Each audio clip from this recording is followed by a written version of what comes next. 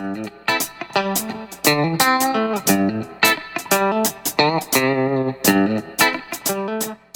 what's up, guys? How are you? I'm Pallav from nothingwire.com, and we're in Shenzhen, China right now. It's pretty cold out here, must be about 3 to 4 degrees outside. Not as cold as Beijing, though. Beijing goes in negatives. So, Honor invited us here to show two of their brand new phones, the Honor 5X and the Honor 7i. We'll talk about our first impressions of the Honor 5X.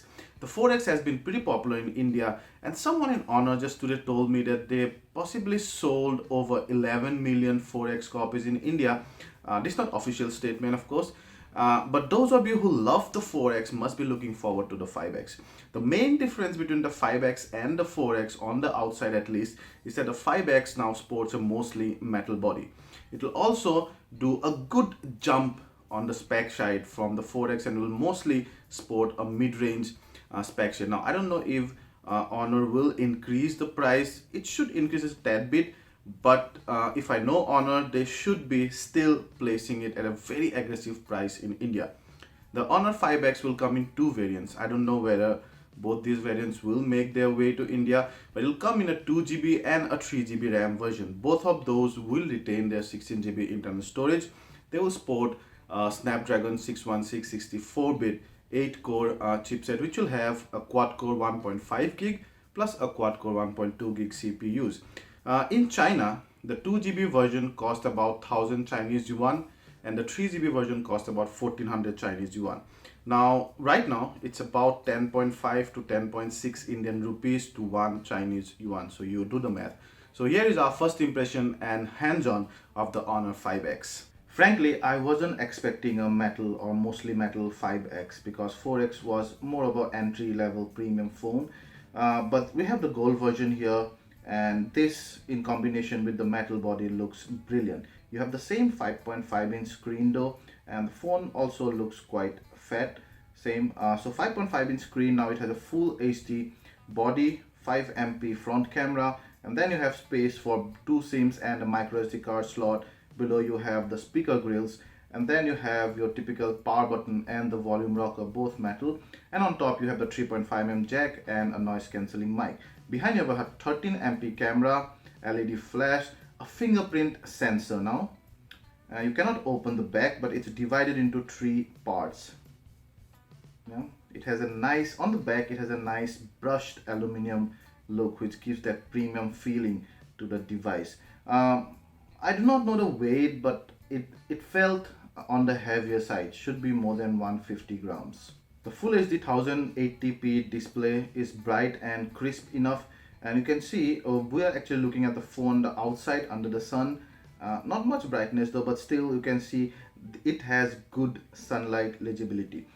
This guy is powered by Android 5.1, yeah, and has Emotion UI 3.1, which is Huawei's in-house UI on top, and it also has a 3000 mAh battery and supports Quick Charge 3.0. That should give you about 50% of charge in your initial 30 minutes of charging. And those are some of the other setting items. So out of 16GB, here I can see just over 10.5 GB, but of course it's a demo device, so whenever you buy your device you should get slightly more free space than this one. The user interface is very typical of Emotion UI. You do not have a dedicated app drawer. You can customize your home screen with wallpapers, themes, and those kind of things.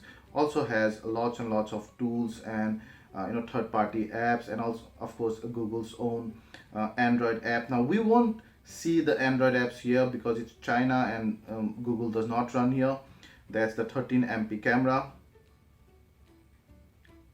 and it takes some time to lock the focus, but accuracy is quite good. And then you have some settings, online translation and audio note and HDR and whatnot.